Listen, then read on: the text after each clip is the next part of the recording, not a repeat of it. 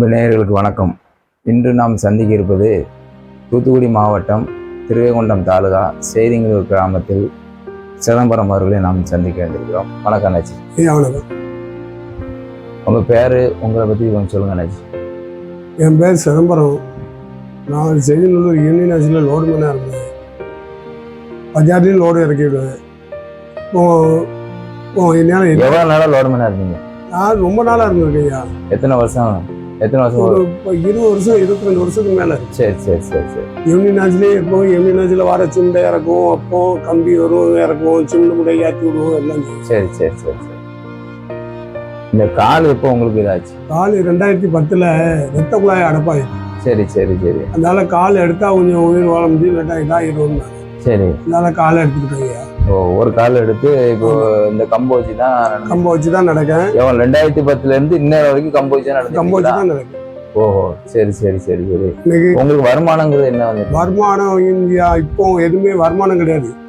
100 நாள் வேலைக்கு தாங்க. அது 100 நாள் வேலையில ஒரு மாசத்துக்கு ஒரு வாரம் வருது. ரைட்.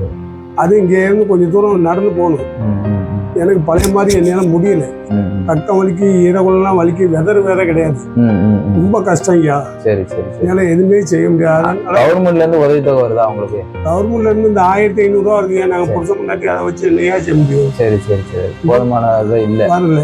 அதனால ஒரு வண்டி தந்தாங்கன்னா எனக்கு அந்த 100 நாள் வேலைக்கு போயிட்டு எனக்கு அந்த காய்கறி கடையில ஒரு ஆளு வேலைக்கு போட்டாரு. அந்த காய்கறி கடையில உட்காந்து நிலம் முடிஞ்ச பிறக்கி வச்சுட்டு எதுவும் காலங்கள் வச்சிருக்கேன்.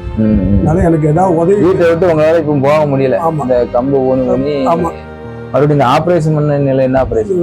இந்த ரத்த குழாய் அடைப்பு தாயா. வயிற்றுலயே 2 சைட்லயுமே ஆபரேஷன். ஓ சரி. 2 சைட்ல ஆபரேஷன் ஆகி கொஞ்ச நாள் கழிச்சு இப்போ இடவுல ரொம்ப இதாக காலுக்கு போற ரத்த குழாய் அடைப்பதான் இங்க ஆபரேஷன் பண்ணிருக்கா? 2 சைட்ல ஆபரேஷன். ஆமா.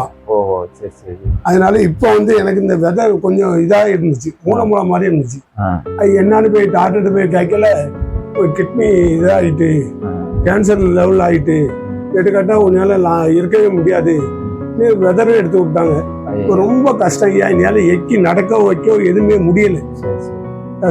கவர்மெண்ட் கொடுக்குற அந்த 1500 ரூபாய் இந்த ஒரு மாசத்துக்கு ஒரு வாரம் மேல வரும். அது எப்பமா தான் சம்பளம் வரும். சரி சரி. அதை வச்சுதான் நாங்க புதுசா முன்னாடி காலம் வச்சுட்டு இருக்கோம். நீங்க இப்போ உதவி தொகை இப்போ அந்த உங்களால முடியாதனால இப்ப வேலைக்கு போக முடியல. அவ்வளவு தூரம் போக முடியல. கவர்மெண்ட் கொடுக்குற வண்டி தந்தி எல்லாம் கொஞ்சம் சரி. வண்டி இதுக்கு முன்னாடி அப்ளை பண்ணிருக்கீங்களா? வண்டிக்கு நிறைய ட்ரிப்பு கலெக்டர் ஒரு எல்லா கலெக்டர்ட்டையும் நான் கொடுத்துருக்கேன். என் நேரில் நீங்க நேர்தானல் எல்லாம் பார்த்து வண்டியில ஏறி உட்கார சொல்லிட்டு வச்சுட்டு நீங்க போங்க, தவால் வரும்னாங்க.